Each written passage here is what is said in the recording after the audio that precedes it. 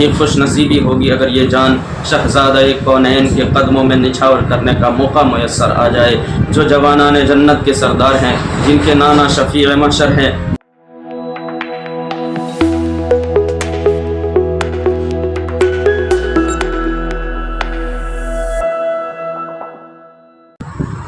وہب بن عبداللہ کلبی قبیلہ بنو کلب کے ایک خوبرو نوجوان تھے، ابھی جوانی کی دہلیز پر قدم رکھے ہی تھے۔ عنفوان شباب کا دور تھا، امنگوں کے دن تھے، بہاروں کے ایام تھے۔ شادی کیے ہوئے ابھی صرف 17 دن ہوئے تھے کہ کربلا کے میدان میں جنگ چھڑ جاتی ہے، میدان کارزار گرم ہو جاتا ہے۔ حضرت امام عالی مقام امام حسین رضی اللہ تعالیٰ عنہ کربلا کے میدان میں تشریف فرما ہیں۔ آپ کے سامنے ہزاروں کی تعداد میں یزیدی فوج صفیں لگا چکی ہیں، چمن زہرا پر حملہ کرنے کے لیے تیر و تفنگ اور تلواریں سنبھال چکی ہیں۔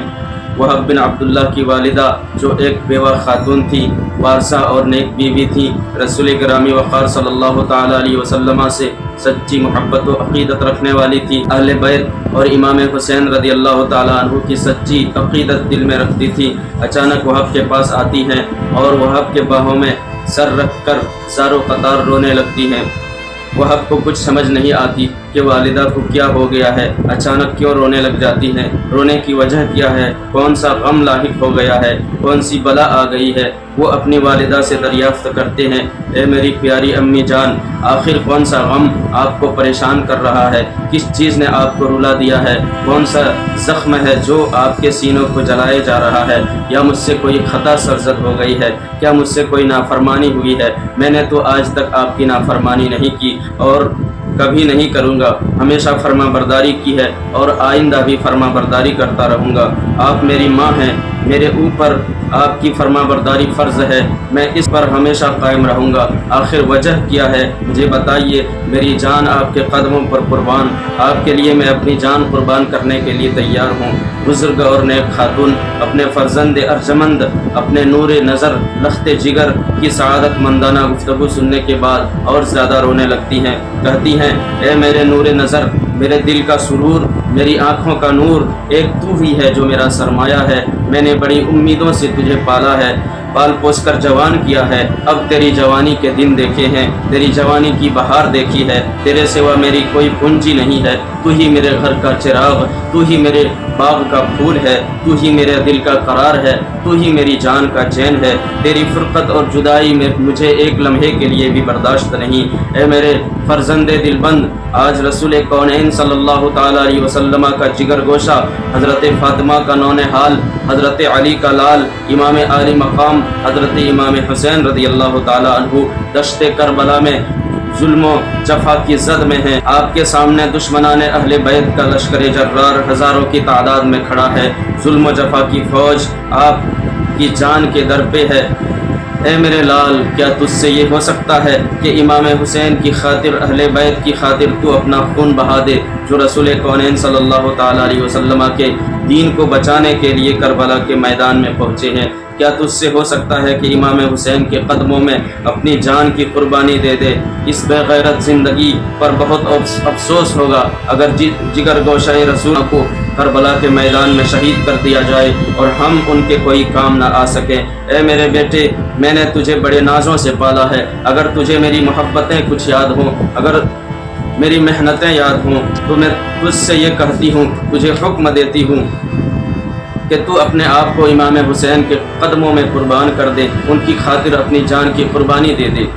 وہ فرما برداری اور جانثاری کا ثبوت پیش کرتے ہوئے جواب دیتے ہیں کہ مادر مہربان، کیا ہی خوش نصیبی ہوگی اگر یہ جان شہزادہ کونین کے قدموں میں نچھاور کرنے کا موقع میسر آ جائے، جو جوانان جنت کے سردار ہیں، جن کے نانا شفیع محشر ہیں۔ بس ایک لمحہ اجازت دیجیے کہ اپنی نئی نویلی دلہن سے کچھ بات کر لوں، جس نے اپنے عیش و راحت کا صحرا میرے سر باندھا ہے، جس کے ارمان میرے سوا کسی اور کی طرف نہیں دیکھتے۔ میں دیکھ لوں کہ کہیں اس کے ارمانوں کا خون نہ ہو جائے، میں اس کو بتا لوں، اگر وہ صبر نہ کر سکی تو میں اسے اجازت دے دوں گا کہ وہ جیسے چاہے اپنی زندگی گزار لے۔ ماں کہتی ہیں، بیٹا، عورتیں ناقص العقل ہوتی ہیں، رونے دھونے والی ہوتی ہیں، گریہ وزاری کرنے والی ہوتی ہیں، واویلا مچانے والی ہوتی ہیں، ڈرنے والی ہوتی ہیں، کہیں اس کی محبت تیرے पैरों की जंजीर न बन जाए, कहीं तेरे इरादों पर लगाम न लगा दे, कहीं उसकी बातें तुझे दश्ते करबला में जाने से रोक न ले।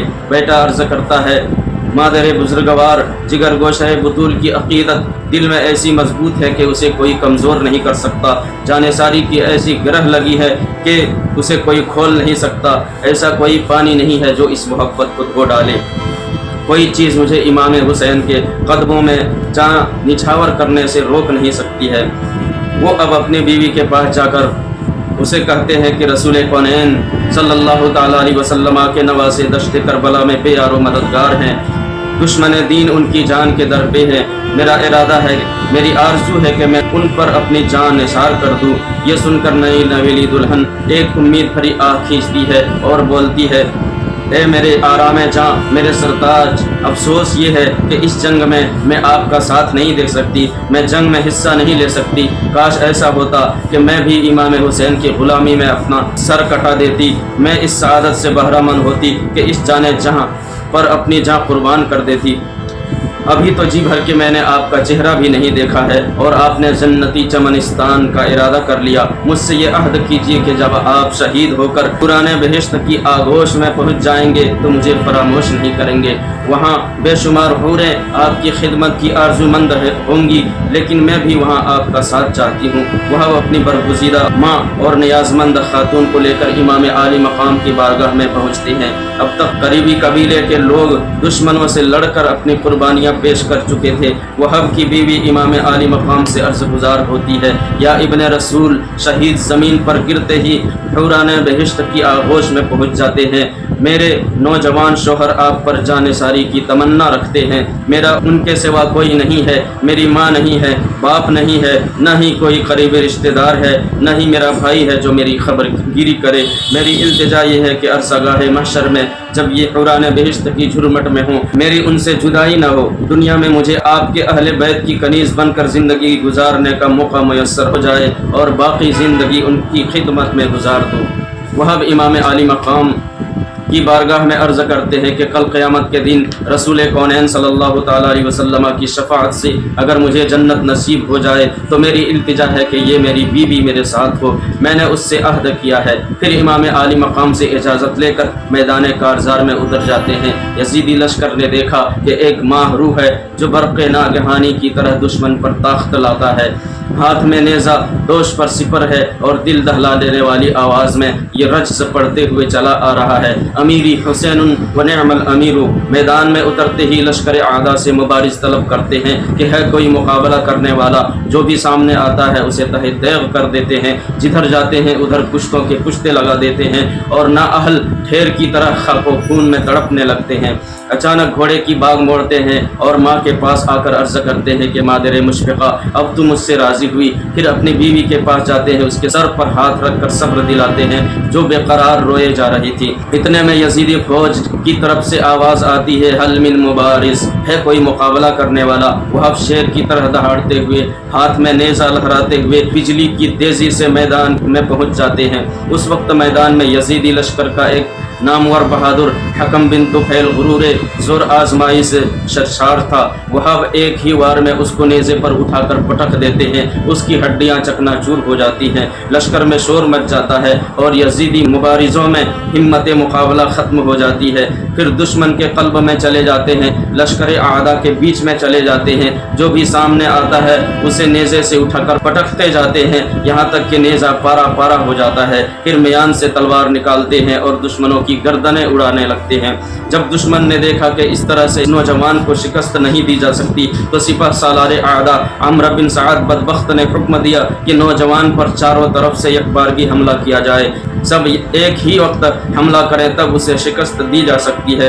जब चारों तरफ से अलगार किया गया और वह जख्मों से चूर होकर ज़मीन पर आ गए तो बदबख्तों ने उनका सर काट कर इमाम आली मकाम की तरफ डाल दिया।